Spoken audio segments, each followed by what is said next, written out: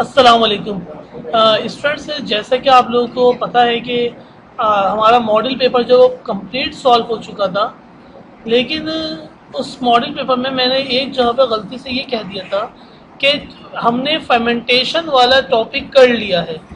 लिहाजा मुझे फिर बच्चों ने बताया कि सर फर्मेंटेशन हमारा भी बाकी है, इसलिए मैं चैप्टर नंबर 9 में एक फर्मेंटेशन का टॉपिक है जो मॉडल पेपर में आया हुआ है, और वो सवाल आपके सामने यहाँ पे लिखा भी नजर आ रहा है। Define D नेचर्ड and absolute alcohol. सिर्फ डी नेचर्ड अल्कोहल और एब्सोल्यूट अल्कोहल की हेडिंग डालनी और डेफिनेशंस लिखनी।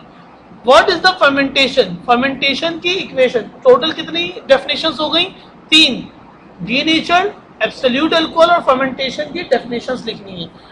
And how ethyl alcohol manufacture bye fermentation of the following. और इथाइल अल्कोहल फर्मेंट किस तरीके से बनाया जाता है? स्टार्च और मोलासेस के जरिए। चैप्टर नंबर 9 का अगर कंटेंट सिलेबस देखा जाए तो 3 हेडिंग्स है, अल्कोहल, एल्डिहाइड और कीटोन। सिर्फ एक ही सवाल है जो याद करना है, जो कि आपके सामने लिखा हुआ है। इसके अलावा इस पूरे चैप्टर में कोई ऐसा सवाल नहीं है जिसको रट्टे का सवाल आ सके, 9 नंबर का सवाल आ सके, कोई भी ऐसा सवाल मौजूद नहीं है। लिहाजा ये सवाल पेपर में जरूर आएगा, जरूर आएगा, जरूर आएगा। आप लोग इसको याद कर लें। मॉडल पेपर में ये सवाल 9 नंबर का आया हुआ है। सबसे पहले देखते हैं फर्मेंटेशन क्या होता है। It is a biochemical process. ये एक बायोकेमिकल प्रोसेस होता है in which sugar is converted into ethanol. एक केमिकल इक्वेशन जिसके अंदर शुगर को हम कन्वर्ट कर दें इथेनॉल में, अल्कोहल में, और कार्बन डाइऑक्साइड, दूसरा क्या लिखा हुआ है? कार्बन डाइऑक्साइड में, मतलब उसके अंदर से कार्बन डाइऑक्साइड एवोपरेट हो। Sugar is converted into ethanol or carbon dioxide. The process is called in the presence of enzyme. Enzyme क्या कहते हैं? Enzyme कहते हैं कैटलिस्ट को। Enzyme जो होता है बायोकेमिकल कैटलिस्ट होता है जो रेट ऑफ रिएक्शन को इंक्रीज कर देता है, जो कि उम्मीद तौर पे यहाँ पे जो इस्तेमाल हो रहा है ये ईस्ट की फॉर्म में इस्तेमाल हो रहा है, तो खमीर के तौर पे इस्तेमाल कर रहे हैं। तो बायोकेमिकल प्रोसेस है जिसके अंदर शुगर जो है वो कन्वर्ट हो जाती है इथेनॉल, अल्कोहल में और कार्बन डाइऑक्साइड में, जो कि इथेनॉल है, और एंजाइम की मौजूदगी में जो कि ईस्ट है।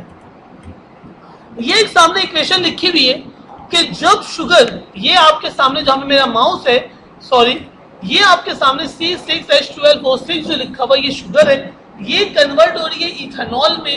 OH ग्रुप O को रिप्रेजेंट कर रहा है और C2H5 it is represented the eth, 2 carbon, तो ethanol, and the second one is carbon dioxide is evolve in the presence of yeast. Yeast is the enzyme. Industrial preparation of ethyl alcohol की बात कर लेते हैं कि industry में ethyl alcohol को कैसे बनाते हैं। देखो बेटा, इथाइल अल्कोहल बेसिकली शराब कहलाती है कि शराब इंडस्ट्री के अंदर कैसे बनती है। शराब बनाने के 2-3 तरीके जो अमूमी तौर पे हम बचपन से देखते हैं कि सड़े हुए अंगूर का एक्सट्रैक्ट ले लेते हैं और उसके जरिए हम बनाते हैं। दूसरा, वेजिटेबल्स को सड़ा के, जो सब्जियां होती हैं, फ्रूट्स को सड़ा के जब वो सड़ जाते हैं तो उसके अंदर से उसका एक्सट्रैक्ट निकालते हैं और शराब की फॉर्म उसके अंदर तब्दील हो जाती है। ये लोकल पैमाने पे बनाई जाती है, लेकिन इंडस्ट्रियल लेवल पे कैसे बनती है उसके 2 तरीके कार हैं। एक है मोलेसिस और दूसरा स्टार्च। अगर शराब देखी जाए तो शराब भी क्या होती है? अल्कोहल्स होते हैं। शराब को भी क्या कहते हैं? अल्कोहल कहते हैं कि अल्कोहल उसके अंदर क्वांटिटी ज्यादा होती है। तो सबसे पहले हम बात कर लेते हैं फर्मेंटेशन ऑफ मोलेसिस। मोलेसिस क्या होता है? Molasses is a dark brown syrup left in sugar making process. जब शुगर मेकिंग प्रोसेस होता है, मतलब जब गन्ना लेते हैं, शुगर केन लेते हैं और उससे शुगर बना रहे होते हैं, तो उसमें एक वेस्ट प्रोडक्ट निकलती है जिसको जो डार्क ब्राउन कलर की होती है, सही है, उसको क्या कहते हैं? मोलेसिस कहते हैं। Molasses is first diluted in water. सबसे पहले हमने मोलेसिस लिया, उसके अंदर पानी मिलाया एंड मिक्स विद ईस्ट, और उसके अंदर खमीर भी मिला दिया, अंडर एन एरोबिक कंडीशंस। लेकिन कंडीशंस क्या रखी? जहां पे ऑक्सीजन की तादाद ना हो, absence of oxygen. Anaerobic का मतलब क्या है? In the absence of oxygen, और उसका टेम्परेचर में रखा 18 से 20 डिग्री सेल्सियस। ये जो सेकंड पैरा है, जो आपके सामने लास्ट पैरा इस वक्त नजर आ रहा है, इसके अंदर वाज़ेह तौर पे सिर्फ और सिर्फ कंडीशंस लिखी हुई हैं कि काम क्या करना है। 2 स्टेप में ये मोलेसिस का प्रोसेस होता है। पहले step, the sucrase enzyme of is convert molasses into glucose and fructose. सबसे पहले सुक्रोज जो होता है एंजाइम, हमने जो एंजाइम जो सुक्रोज लिया है, ऑफ ईस्ट लिया है, जो उसके अंदर क्या मिला हुआ, ईस्ट किस चीज का है, सुक्रोज का है। ये पूरा का पूरा एंजाइम लेकर, सुक्रोज एंजाइम है जो कि ईस्ट के तौर पर इस्तेमाल हो रहा है, convert molasses into glucose and fructose. मतलब ये ग्लूकोज था, पानी के अंदर मिलाया in the presence of sucrose, इस इक्वेशन के ऊपर यहाँ पे सुक्रोज आना चाहिए था, sucrose, then it converted into glucose और फ्रक्टोज। अगर ग्लूकोज और फ्रक्टोज दोनों फार्मूले ग्लूकोज के नजर आ रहे हैं, ग्लूकोज और फ्रक्टोज में ज्यादा ये एक दूसरे के बेसिकली आइसोमर होते हैं, same molecular formula but different structure formula, इसलिए ऐसे लिखा हुआ है। दूसरे नंबर पे अभी हमने क्या किया है, शुगर को सिर्फ कन्वर्ट कर दिया ग्लूकोज के अंदर। दूसरे स्टेप में क्या किया, जाइमेज एंजाइम ऑफ ईस्ट, पहले में क्या इस्तेमाल किया था, सुक्रोज एंजाइम ऑफ ईस्ट, इस वक्त कैटलिस्ट क्या है, जाइमेज enzyme of east, convert glucose and fructose into ethanol. ये जो फ्रक्टोज या ग्लूकोज मिला था हमें, जब हमने इसके अंदर जाइमेज की मौजूदगी में रिएक्शन किया तो ये कन्वर्ट हो गया इथेनॉल में और कार्बन डाइऑक्साइड में। The process called fermentation, when sugar convert into ethanol and carbon dioxide, this is a two-step reaction in which two enzymes is used. First step sucrose and the second step is zymase. आसान बात की जाए तो ये पूरा का पूरा जो आपके सामने इस वक्त स्क्रीन आ रही है, ये फर्मेंटेशन ऑफ मोलेसिस के अंदर आपने लिखना है। अब जब मैं दूसरा टॉपिक पढ़ाऊंगा तो उसके अंदर बिल्कुल एज इट इज यही बातें आने वाली हैं, सिर्फ पहली हेडिंग चेंज है, बाकी पूरा यही काम है। फर्मेंटेशन ऑफ मोलेसिस के बाद बारी आ जाती है फर्मेंटेशन ऑफ स्टार्च। स्टार्च का फार्मूला आपके सामने लिखा है C6H10O5 इज अ पॉलीसेक्राइड। ये एक पॉलीसेक्राइड होता है, found in many vegetables like wheat, potato, rice etc। Starch कहां से मिलता है, स्टार्च का रॉ मटेरियल का है जहां से हासिल किया जाता है, गंदम में से, आलू में से, चावल में से। देखो जब हम चावल को उबालते हैं तो हम देखते हैं कि उसके ऊपर एक झाग नुमा और सफेदा आ रहा होता है। ये सफेदा जो होता है ये स्टार्च होता है। इसको अगर मैं ऊपर की तय अलग कर लूं, थोड़ी देर के लिए उसको ठंडा कर दूं तो उसके अंदर पल्प्स बन जाती हैं। पल्प किसको कहते हैं, मतलब बज़ाहिर लिक्विड के पैकेट्स, लेकिन जब उसको हाथ लगाते हैं तो वो बिल्कुल लिक्विड बन के बह जाता है। सही है, जैसे आपने वो खाया होगा, ऑरेंज जब खाते हैं तो उसके जब बीच से खोलते हैं ऐसे छोटे छोटे से पल्प्स होते हैं, मतलब जूसी पल्प्स।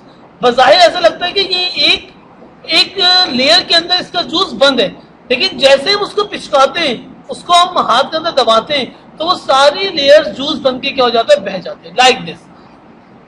आपने देखोगे आलू कितना चिकनाहट होती है, अगर आलू को उबालते तो उसमें से भी स्टार्च बहुत बड़ी क्वांटिटी में हमें मिलता है।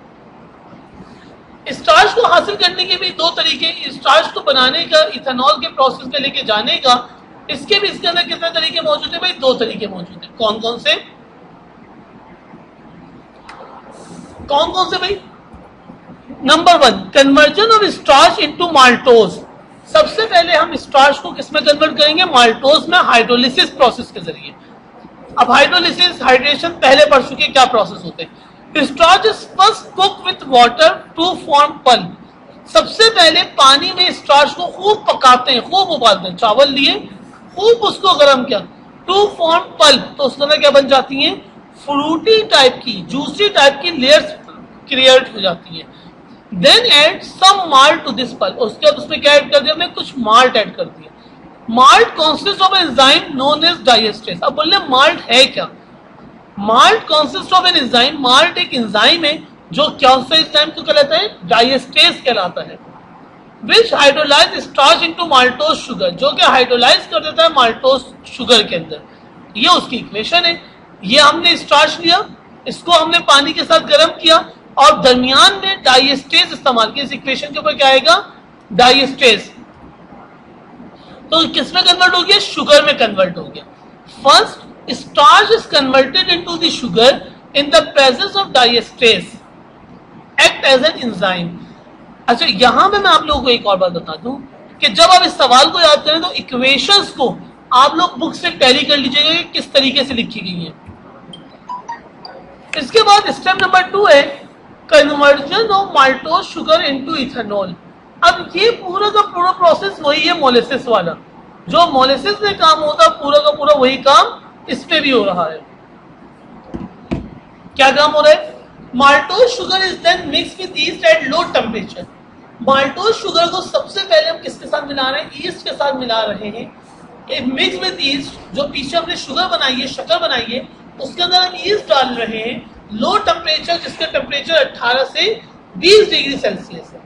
The enzyme of east convert malt into maltose. पुरानी वाली इक्वेशन है जो माल्टोज में पड़ी है, और ये दोनों इक्वेशंस वही है जो हमने डिस्कस की है माल्टोज में, मोलेसिस, फर्मेंटेशन ऑफ मोलेसिस में।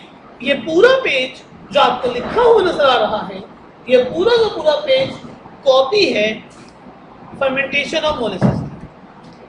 अब हम आ जाते हैं, ये हमारा बड़ा सवाल जो था, फर्मेंटेशन क्या होती है और हाउ फर्मेंटेशन ऑफ मोलेसिस और स्टार्च क्या होता है, ये मैंने आप लोगों को समझा दिया। अब जो डेफिनेशंस थी तीन फर्मेंटेशन की, पहले बात कर ली। इसमें लिखा हुआ है रेक्टिफाइड स्पिरिट। इसका एमसीक्यूज आपके पास मौजूद है।